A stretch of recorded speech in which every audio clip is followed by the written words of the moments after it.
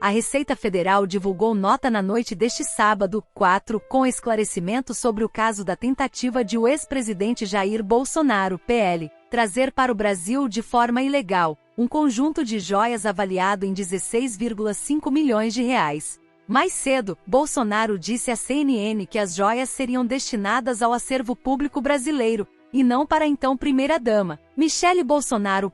De acordo com a Receita, a incorporação ao patrimônio da União exige um pedido de autoridade competente, com justificativa da necessidade e adequação da medida, como, por exemplo, a destinação de joias de valor cultural e histórico relevante a ser destinadas a museu. No comunicado do órgão, é dito que isso não aconteceu no caso das joias apreendidas. Não cabe incorporação de bem por interesse pessoal de quem quer que seja, apenas em caso de efetivo interesse público. Na última semana do governo Jair Bolsonaro, entre os dias 27 e 29 de dezembro, auditores fiscais da Receita Federal em São Paulo barraram uma suposta tentativa do então secretário Júlio César Vieira Gomes para liberar as joias trazidas da Arábia Saudita e apreendidas no aeroporto de Guarulhos, SP.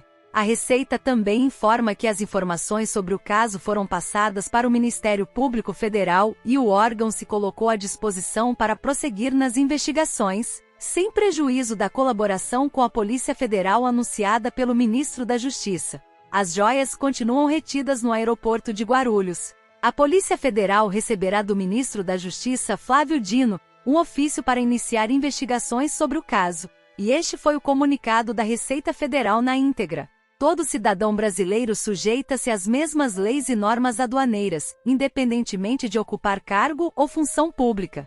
Os agentes da Receita Federal atuantes na aduana são servidores de Estado, com prerrogativas e garantias constitucionais que lhes garantem isenção e autonomia no exercício de suas atribuições legais. Todo viajante que traga ao país bens pertencentes a terceiros deve declará-los na chegada, independentemente de valor. No caso de bens pertencentes ao próprio portador, devem ser declarados aqueles em valor acima de $1.000, limite atualmente vigente. Caso não haja declaração de bem, é exigido 50% do valor a título de tributo, acrescido de multa de 50%, reduzida pela metade no caso de pagamento em 30 dias. Na hipótese de agente público que deixe de declarar o bem como pertencente ao Estado brasileiro, é possível a regularização da situação, mediante comprovação da propriedade pública e regularização da situação aduaneira. Isso não aconteceu no caso em análise, mesmo após orientações e esclarecimentos prestados pela Receita Federal a órgãos do governo. Não havendo essa regularização, o bem é tratado como pertencente ao portador e não havendo pagamento do tributo e multa, é aplicada a pena de perdimento, cabendo recursos cujo prazo, no caso, encerrou-se em julho de 2022. Após o perdimento, é possível, em tese, o bem ser levado a leilão, sendo que 40% do recurso arrecadado é destinado à Seguridade Social e o resto ao Tesouro.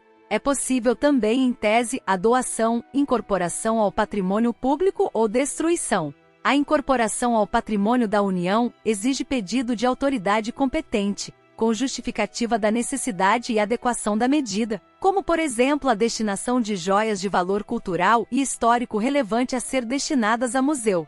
Isso não aconteceu neste caso. Não cabe incorporação de bem por interesse pessoal de quem quer que seja, apenas em caso de efetivo interesse público. Os fatos foram informados ao Ministério Público Federal, sendo que a Receita Federal colocou-se à disposição para prosseguir nas investigações, sem prejuízo da colaboração com a Polícia Federal já anunciada pelo ministro da Justiça. Finalmente, a Receita Federal saúda os agentes da aduana que cumpriram seus deveres legais com altivez, cortesia, profissionalismo e impessoalidade, honrando a instituição a que pertencem.